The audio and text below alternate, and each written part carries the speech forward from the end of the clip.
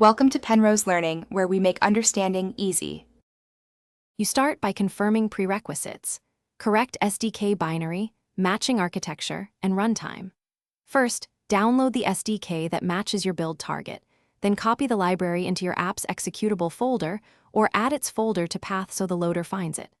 Once done, confirm your project references the exact SDK version. Mismatched headers versus library causes symbol errors.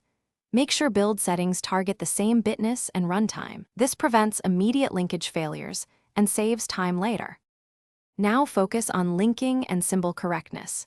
Add the SDK include path to your compiler and the import library to your linker. This establishes proper bindings. If you see unresolved or mangled symbols, check calling conventions and whether headers require extern C in C++ builds.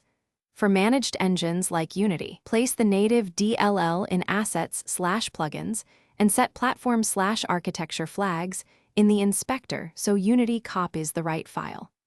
Also rebuild clean to ensure no stale artifacts interfere. Finish by validating runtime dependencies and behavior. Launch the app and enable loader diagnostics or verbose logging to capture missing DLLs or permission errors. If the SDK fails to load, run Dependency Walker, LDD, or AUDL to reveal missing system libs or bitness mismatches.